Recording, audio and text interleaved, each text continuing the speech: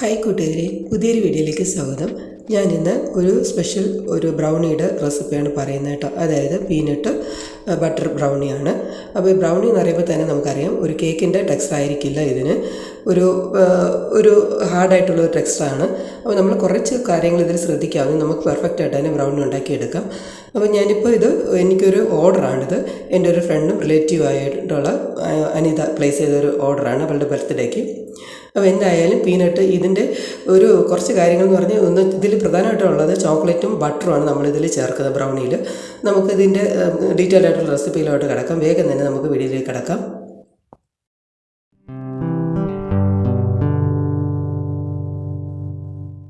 Brownie ഉണ്ടാക്കാനായിട്ട് ഞാനിപ്പോൾ 1 cup മൈദപ്പൊടിയാണ് എടുത്തിരിക്കുന്നത്.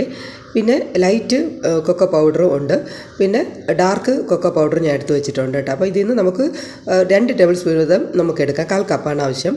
പിന്നെ ഞാൻ വീട്ടിൽ ഉണ്ടാക്കിയ പീനട്ട് ബട്ടറാണ്. അപ്പോൾ ഇതിൻ്റെ ഷോർട്ട്സ് ഞാൻ ഇട്ടിട്ടുണ്ടായിരുന്നു, അപ്പോൾ നോക്കിയാൽ മതി.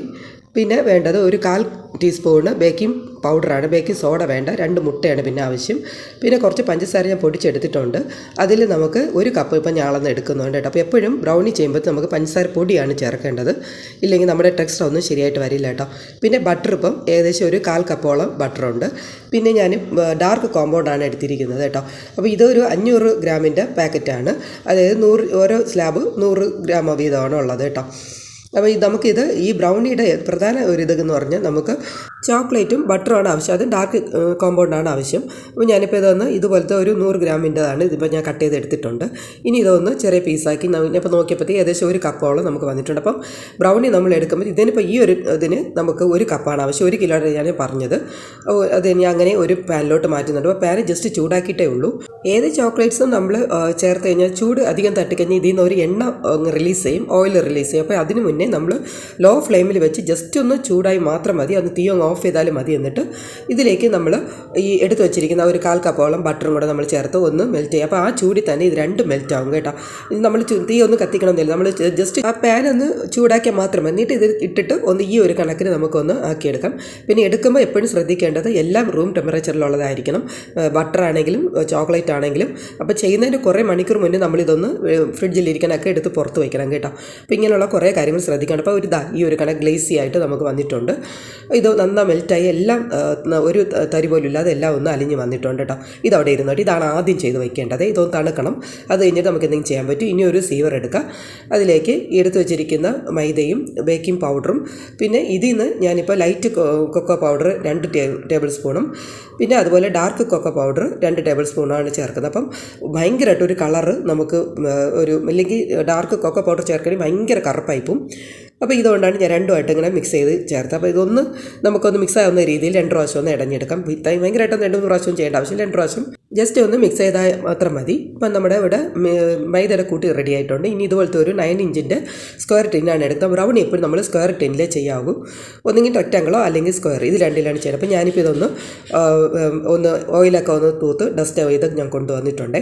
അപ്പം ഇതിൽ വരുമ്പോൾ നമുക്ക് കട്ട് ചെയ്യാനൊക്കെ എളുപ്പമായിരിക്കും. ഇനി ഞാനൊരു സ്റ്റാൻഡ് മിക്സറാണ് എടുക്കുന്നത് കേട്ടോ. ഇതിലേക്ക് 2 മുട്ട പൊട്ടിച്ചൊഴിക്കുന്നുണ്ട്. അതും റൂം ടെമ്പറേച്ചറിലുള്ള മുട്ടയായിരിക്കണേ. ഇതിലേക്ക് 1 നുള്ളു ഉപ്പ് ഇട്ടിട്ടുണ്ടായിരുന്നു, അത് കട്ടായിപ്പോയി. ഇനി അത് നന്നായിട്ടൊന്ന് ബീറ്റ് ചെയ്ത് വരാം. അപ്പോൾ ഇതിലേക്ക് ഇനി ഒന്ന് ബീറ്റായി വരുമ്പോഴത്തേക്കും നമുക്ക് എടുത്ത് വെച്ചിരിക്കുന്ന നമ്മൾ പൊടിച്ചൊക്കെ വെച്ചിരിക്കുന്ന പഞ്ചസാര ഉണ്ടല്ലോ, അതാണ് നമുക്ക് ഈ ഒരു സ്റ്റേജിൽ നമുക്ക് ചേർത്ത് കൊടുക്കാം കേട്ടോ.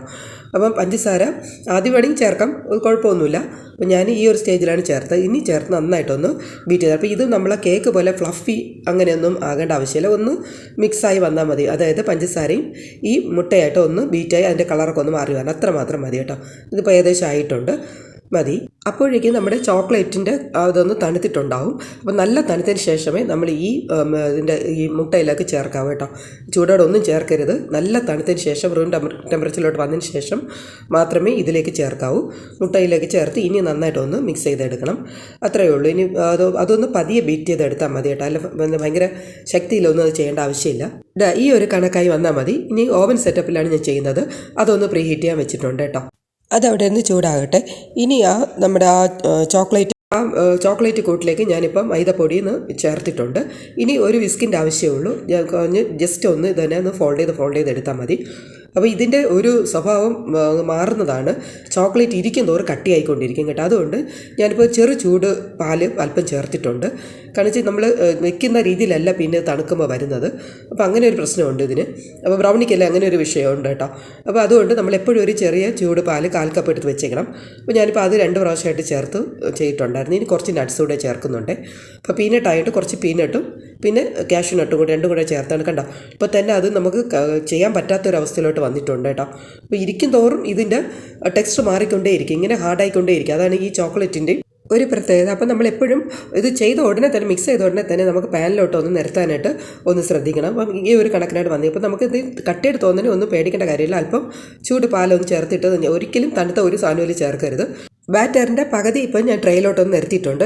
പീനട്ട് ബട്ടർ അതിൻ്റെ ബ്രൗണി ആയതുകൊണ്ട് അതും ഒരു ലെയർ ഞാൻ ഇപ്പോൾ നടുക്കൂടെ നിരത്തിയിട്ടുണ്ട്. ഇതിന് മേലെ അടുത്ത ബാറ്റർ, അതായത് ബ്രൗണിയുടെ അടുത്ത ബാച്ചൂടെ ചെയ്ത് ഒന്ന് നിരപ്പാക്കി വെച്ചിട്ടുണ്ട്. ഇനി ഇത് ഞാൻ ഓവൻ സെറ്റപ്പിലോട്ട് വെച്ച് ഒന്ന് ബേക്ക് ചെയ്തെടുക്കുകയാണ്. 45 മിനിറ്റ് ശേഷം ഞാൻ ഒന്ന് ബേക്ക് ചെയ്തെടുത്തിട്ടുണ്ട്. ഇത് ഓവൻ സെറ്റപ്പിൽ തന്നെയാണ് ചെയ്തെടുത്തത്.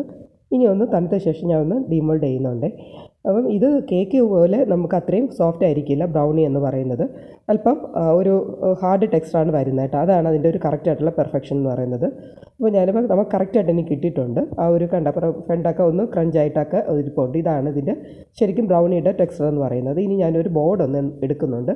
അപ്പോൾ അതിൻ്റെ ഒരു സൈസിലാണ് ഞാനിപ്പോൾ വെക്കാൻ പോകുന്നത് കേട്ടോ. അപ്പോൾ ബ്രൗണി എന്ന് പറഞ്ഞാൽ എപ്പോഴും നമ്മൾ കട്ട് ചെയ്താണ് എടുക്കുന്നത്. പീസ് ഒരു സ്ക്വയർ പീസായിട്ട് ഇതുപോലെ ഒന്ന് കട്ട് ചെയ്താണ് എടുക്കുന്നത്. അതാണ് ബ്രൗണിയുടെ ഒരു ടെക്സ്ചർ എന്ന് പറയുന്നത്. അല്ലാതെ നമ്മൾ കേക്ക് പോലെ അങ്ങനെ കൊടുക്കുകയല്ല, ബ്രൗണി കട്ട് ചെയ്താണ് കൊടുക്കുന്നത്. അപ്പം ഞാനിപ്പോൾ ഇതുപോലെ കുറച്ച് സ്ക്വയർ പീസായിട്ട് ഞാനിപ്പോൾ കട്ട് ചെയ്തെടുത്തിട്ടുണ്ട്. ഇപ്പോൾ നമുക്ക് നോക്കാം. അതിൻ്റെ ഇതുപോലെയാണ് ഇതിരിക്കുന്നത് കേട്ടോ. ഇതാണ് പീനട്ട് ബട്ടർ ബ്രൗണിയുടെ ഒരു പ്രത്യേകത. ഇങ്ങനെയാണ്. ഞാനിപ്പോൾ ആ ബോർഡിലോട്ടൊന്ന് അടുക്കുകയാണ്, പീസസ് ഒന്ന് അടുക്കുകയാണ്. അപ്പം ഇത്രയാണ്. ഞാനിപ്പം ഒരു 9 ഇഞ്ച് സ്ക്വയർ ബോർഡിലാണ് ഞാനിപ്പോൾ ഒന്ന് വെക്കുന്നത്. അപ്പോൾ അത് കറക്റ്റാണ് കേട്ടോ. ബോർഡിൽ എനിക്ക് കറക്റ്റായിട്ട് നിന്നിട്ടുണ്ട്.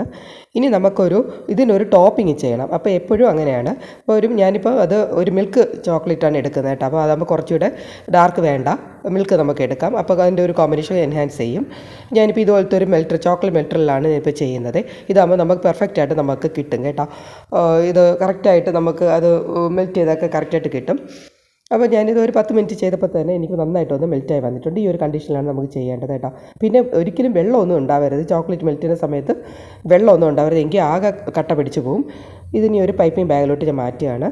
അതിൽ നമ്പർ 1 എന്ന് പറഞ്ഞ ഒരു നോസിലാണ് ഇട്ടിരിക്കുന്നത്. അതായത് ചെറിയൊരു ഹോളേ അതിൽ കാണുകയുള്ളൂ. അപ്പോൾ നമുക്ക് ഒരു സ്ട്രിപ്പ് പോലെ നമുക്ക് ചെയ്യാനായിട്ട് എളുപ്പമായിരിക്കും.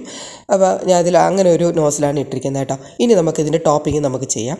അപ്പോൾ വളരെ എളുപ്പമാണ്. ഇങ്ങനെ ഒന്ന് ജസ്റ്റ് ഒന്നിങ്ങനെ പ്രസ് ചെയ്തിട്ട് അങ്ങോട്ടും ഇങ്ങോട്ടും. ഇതാണ് ബ്രൗണിയുടെ ഒരു കറക്റ്റായിട്ടുള്ള ഒരു ഡെക്കറേഷൻ എന്ന് പറയുന്നത്. അല്ലാതെ നമ്മൾ മറ്റൊന്നും ഇതിനകത്ത് നമ്മൾ ചെയ്യാറില്ല, ഇതുപോലെയാണ് ചെയ്യാറ്. അപ്പോൾ ഇനി ഞാൻ ഇതുപോലെ മൊത്തം ടോപ്പിങ്ങൊക്കെ ഒന്ന് റെഡിയാക്കി എടുക്കട്ടെ. അപ്പം വളരെ എളുപ്പമാണ്. ഞാൻ പറഞ്ഞില്ലേ, ഇപ്പം ഈ ബ്രൗണി ചെയ്യുമ്പോൾ നമ്മൾ കുറേ കാര്യങ്ങൾ ശ്രദ്ധിക്കാനുണ്ട്. ഒരുപാട് ഒരു 10-12 കാര്യങ്ങൾ നമ്മൾ ശ്രദ്ധിക്കാനുണ്ട്. ഒന്ന് ചോക്ലേറ്റ് മെൽറ്റ് ചെയ്യുന്ന മുതൽ നമ്മൾ ശ്രദ്ധിച്ച് വേണം ചെയ്യാൻ. വെള്ളം ഒന്നും പാടില്ല, പാത്രത്തിൽ വെള്ളം പാടില്ല. പിന്നെ റൂം ടെമ്പറേച്ചറുള്ള കാര്യങ്ങളായിരിക്കും എല്ലാം എടുക്കേണ്ടത്. ബ്രൗണി എടുക്കുന്ന പഞ്ചസാര നമ്മൾ പൊടിച്ച് തന്നെ എടുക്കണം. അപ്പോൾ അത് അളവുകളൊക്കെ കറക്റ്റായിരിക്കണം. അപ്പോൾ എങ്ങനെയല്ല കുറച്ച് കാര്യങ്ങൾ ശ്രദ്ധിക്കാറുണ്ട്. പിന്നെ നമ്മൾ ഈ ചോക്ലേറ്റ് മെൽറ്റ് ചെയ്തിട്ട് അങ്ങനെ ഒരുപാട് സമയം ഇത് വെക്കാൻ പാടില്ല. ബാറ്ററൊക്കെ പെട്ടെന്ന് അങ്ങ് തണുത്ത് എന്താണ് കട്ടിയായി പോകും. ആ സമയത്ത് ഇത്തിരി ചൂട് പാല് ചേർത്ത് വേണം അതിനെ മെൽറ്റ് ചെയ്യിക്കാനായിട്ട്. അങ്ങനെയുള്ള കുറച്ച് കാര്യങ്ങളാണ് ഇതിൽ ശ്രദ്ധിക്കാവുള്ളൂ. അപ്പോൾ ഞാനൊക്കെ കുറച്ച് പറഞ്ഞൊക്കെ പോയിട്ടുണ്ട്. അപ്പോൾ ഞാനിപ്പോൾ ഇതെല്ലാം ടോപ്പിങ്ങൊക്കെ എല്ലാം ഒന്ന് റെഡിയാക്കിയിട്ടുണ്ട്. അപ്പോൾ ഇത് ബർത്ത്ഡേ കേക്കാണ്. അപ്പോൾ ഞാൻ അതിൻ്റെ ഒരു ബർത്ത്ഡേ ടോപ്പിങ്ങും വെച്ചിട്ടുണ്ട്. പിന്നെ കുറച്ച് ഷുഗർ ബോൾസും ഇട്ടിട്ടുണ്ട്. അപ്പം ഇത് എനിക്ക് ഓർഡർ പ്ലേസ് ചെയ്ത് എൻ്റെ നെയ്ബറായിട്ടുള്ള എൻ്റെ ഫ്രണ്ടുമായിട്ടുള്ള അനിതയാണ്. അനിതയുടെ ബർത്ത്ഡേക്ക് വേണ്ടിയിട്ടാണ്. അപ്പോൾ ഹാപ്പി ബർത്ത്ഡേ അനിത. എന്തായാലും രാവിലെ വിളിച്ച് പറഞ്ഞ് എനിക്ക് വൈകിട്ട് തന്നെ കൊടുക്കാൻ പറ്റിയിട്ടുണ്ടായിരുന്നു. എന്തായാലും ഇത്രയും ഞാൻ ഇത് ഇത്രയും മതിയെന്ന് പറഞ്ഞു. അത് കൂടുതൽ ഡെക്കറേഷനൊന്നും വേണ്ട ഇങ്ങനെ പറഞ്ഞിട്ടുണ്ട്. എനിക്ക് മോഡൽ അയച്ചു തരികയായിരുന്നു. അപ്പോൾ അതുപോലെ ഞാൻ കൊടുത്തിട്ടുണ്ട്. ഈ കാണുന്ന മോഡലാണ് എനിക്ക് അയച്ചു തന്നത്. പക്ഷേ ടോപ്പർ എനിക്ക് ആ സമയത്ത് അതൊന്നും കിട്ടിയില്ല. ഇപ്പം ഞാൻ പറഞ്ഞില്ലേ, രാവിലെ വിളിച്ചിട്ട് വൈകിട്ട് കൊടുക്കണമായിരുന്നു. അപ്പോൾ എന്തായാലും എന്നാൽ കഴിയുന്ന രീതിയിൽ ഞാനത് റെഡിയാക്കി കൊടുത്തിട്ടുണ്ടായിരുന്നു. അപ്പോൾ ബ്രൗണി ചെയ്യുന്നത് ഇങ്ങനെയുള്ള കുറച്ച് കാര്യങ്ങൾ ശ്രദ്ധിച്ച് വേണം ബ്രൗണി ചെയ്യാനായിട്ട്. അപ്പം ഏകദേശം നിങ്ങൾ തന്നെ പറയണം ഏകദേശം അത് ഒത്തിട്ടുണ്ടോ എന്ന്. എന്തായാലും ഞാനിപ്പം ഒരു കേക്ക് ബോക്സിൽ തന്നെ അതൊന്ന് അറേഞ്ച് ചെയ്ത് വെച്ചിട്ടുണ്ട്. ഇങ്ങനെ തന്നെ ഞാനിപ്പോൾ പാക്ക് ചെയ്യാൻ വിചാരിക്കുകയാണ്. അപ്പോൾ അതൊക്കെ ഒന്ന് സെറ്റ് ചെയ്ത് വെച്ചിട്ടുണ്ട്. അപ്പം ഈ രീതിയിലാണ് നമ്മൾ പീനട്ട് ബട്ടർ ബ്രൗണി നമ്മൾ ചെയ്യുന്നത് കേട്ടോ. അപ്പോൾ ഇത് നമുക്ക് നടുക്കിലത്ത് ഒരു ലെയർ ഫുള്ളായിട്ട് വേണമെങ്കിൽ നമുക്ക് എങ്ങനെ വേണമെങ്കിൽ നമുക്ക് പീനട്ടൊക്കെ നിരത്താം, ബട്ടർ നിരത്താം. അതൊക്കെ നിങ്ങളുടെ സൗകര്യം പോലെയാണ്. അപ്പോൾ എന്തായാലും ഇതൊന്ന് ട്രൈ ചെയ്യുക. ഇഷ്ടപ്പെട്ടാൽ ഒന്ന് ലൈക്ക് ചെയ്യുക, ഷെയർ ചെയ്യുക. പുതിയൊരു വീഡിയോയുടെ കാണാം. Okay, thank you friends, and also thank you for watching.